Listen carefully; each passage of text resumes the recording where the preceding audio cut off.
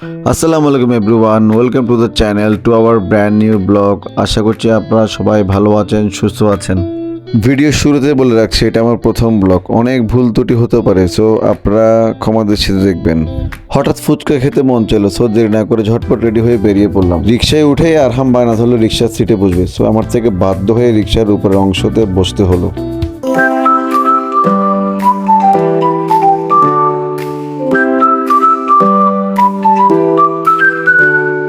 ফুচকার দোকানে ঢুকে বসতে না বসতে আরহাম খালি ফুচকা খাওয়া শুরু করলো এবং আমি আরহামকে এটা জিজ্ঞেস করছিলাম, তোমার কি ফুচকা ভালো লাগে? তখন সে উত্তরে বললো, হ্যাঁ আমার ফুচকা খেতে ভালো লাগে। তারপর আমি এটা জিজ্ঞেস করছিলাম, তোমার কি ঠান্ডা লাগতেছে? সে বললো, না বাবা আমার ঠান্ডা লাগতেছে না, আমার ফুচকা খেতে ভালো লাগে। সে আমাকে বারবার এই কথাটা বলছিল এবং আরহামের সাথে কথা বলতে বলতে আমাদের ফুচকা চলে আসলো। ফুচকা দেখে আর লোভ সহ্য হচ্ছিল না। আসলে ফুচকাটা কিন্তু অনেক টেস্ট, আমি আগেও খেয়েছিলাম এবং এই ফুচকা খাওয়ার জন্য দূর দূরান্ত থেকে কিন্তু মানুষ এই পুরান ঢাকায় আসে। আপনারা ভিডিওতে দেখবেন আমি কত মনের মাধুরী মিশিয়ে ফুচকাটি খাচ্ছিলাম, মানে এত টেস্ট ছিল যেটা বলার বাইরে। আসলে ফুচকাটি কিন্তু অনেক মজার ছিল, কিন্তু আমি রেটিং করি 10-এ 9, পাবেই পাবে।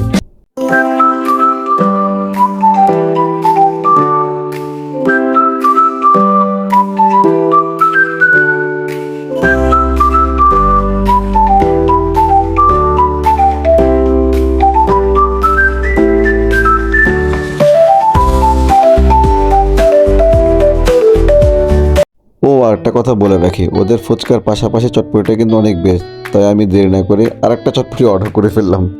আমি চটপটি খেতে খেতে হঠাৎ দেখি আরহাম টক দিয়ে ফুচকা খাচ্ছে, সো আমার কাছে ব্যাপারটা খুব ইন্টারেস্টিংই মনে হলো। আপনারা ওদের দোকানের পরিবেশটাও দেখতে পাচ্ছেন, এখানে ফ্যামিলি নিয়ে এসেও বসে খাওয়া যায়। ফ্যামিলি নিয়ে বসে আপনারা এখানে খাওয়ার মধ্যে পরিবেশটা পাবেন এবং আপনারা এটাও দেখতে পাচ্ছেন সব কিছু একেবারে neat and clean. Owner address হচ্ছে ওয়াসায়ের মোড়। সো আপনারা বক্সিবাজার বোর্ড অফিসের মোড়ে এসে রিক্সাওয়ালা যে কোনো মামাকে বললেই হবে যে ওয়াসার মোড়ে যাবেন। সো ওয়াসার মোড় নেমে যে কাউকে জিজ্ঞেস করলেই হবে যে মোল্লা মামার ফুচকার দোকান কোনটা, তখন আপনাকে সবাই দেখিয়ে দিবে। এই ফুচকার দোকানটা সবাই চিনে কারণ অনেক ফেমাস। এবং ফাইনালি ফুচকা খাওয়া শেষ করে বাসার উদ্দেশ্যে রওনা দিলাম। রাস্তা দেখলে বোঝা যায় আসলে এটা যে পুরান ঢাকা। পুরান ঢাকার রাস্তাগুলো খুবই কনজেস্ট, যার কারণে এটার নামই পুরান ঢাকা। বাসার নিচে আসার পর আমি আরহামকে জিজ্ঞেস করছিলাম, বাবা তুমি যে ঘুরতে গেছিলা কেমন লাগছিল? সে বললো, হ্যাঁ বাবা অনেক ভালো লাগছিল।